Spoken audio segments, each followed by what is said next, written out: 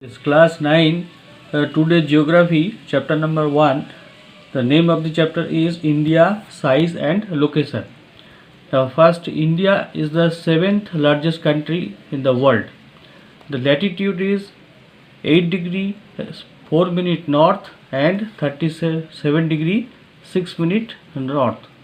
Longitude 68 degree 7 minute east and 97 degree 25 minute east. Next, 23 degree 3 minute north. This line is called Tropic of Cancer, and it divides a country or India into two equal parts. Now, what is the size of India? That is 3.28 million square kilometer landmass of the world and 2.4 geographical area of the world, and it has 15,200 kilometer land boundary, and it has a coastline 7,516.6 kilometer. Now look at that map. In this map, yes, now 23.5 degree north line, this line divides India into two equal halves, and 28 degree 3 minutes this east line that is called IST or Indian Standard Time, because according to the time of this line whole India's time is calculated. And longitude and latitude, that's also from here to here and from here to here. Now come to the neighboring countries of India. In neighboring countries, first one in the north, China or Tibet, then northeast, Nepal and Bhutan. Nepal is in north and this one in northeast. Then come to southern portion of India, that is Sri Lanka is there, and Maldives also there here. Now come to northwestern portion of India, here Pakistan and here is Afghanistan. Now come to here in the eastern boundary of India, here is Myanmar and Bangladesh. These are the neighboring countries of India. Now come to next point, India, the impact of India's relation with the other countries of the world through land route. From Himalaya we have connected with another countries, especially in the north and northwestern and northeastern states. Next, from the ancient time, the many travelers came to India and they sell their products and they brought ideas from India. As for example, Silk Route. Silk Route, it has started from China to India, India to European countries. This is the triangle route for selling commodities, especially silk, and beside this many ideas, many thoughts also move from one country to another countries.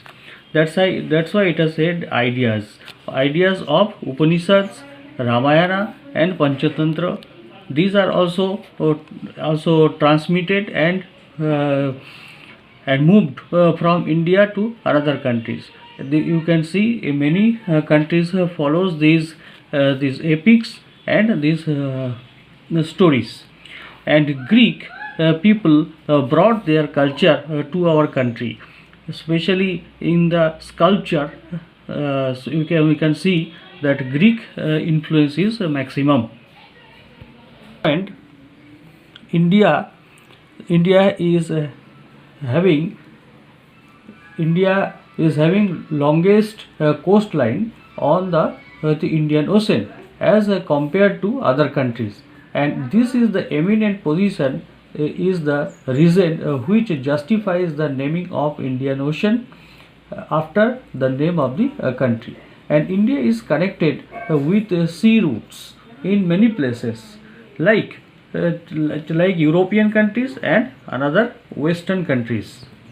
India, you can see from the western side and in the eastern side, both side there is coastline, and this coastline is connected with many countries.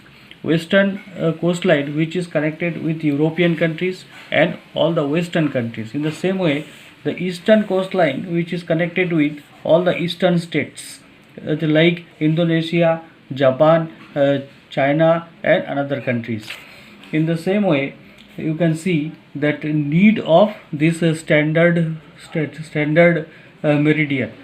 You can see that from Gujarat to Arunachal Pradesh, the time difference is 2 hours. But because of this IST or Indian Standard Meridian, total India is having the same time. That's why we have taken this line as a IST. Next one point is the benefits of Suez Canal in Suez Canal of India. Now you can see that Suez Canal which is constructed, and before the construction of Suez Canal, the India had traveled whole Africa to move towards the European countries. Suez Canal, which was opened in 1869, and it has reduced the distance between India and European countries or Europe by about 7,000 kilometers. Earlier, the sea routes from Europe to India via Cape of Good Hope, which is the southern tip of Africa. This route was very long. Thus, the Suez Canal has reduced the distance between India and Europe. You can see it is in a map. Now look at this world map. From western coast, India had to travel whole Africa to move the European countries. Now there is Suez Canal here, and because of construction of Suez Canal, the time and the distance between Europe and India has been reduced. India is situated in the northern hemisphere. This is the 0-degree line, equator, and this one portion is northern hemisphere, and this one portion is southern hemisphere. India is situated in northern hemisphere, and India is having an eminent position in Asia. That's why India connected with Europe, in one side European countries, and another side Asian countries. That's why Indian Ocean and India's situation is called very scientific and very significant. Next day we will continue the next chapter, chapter number 2.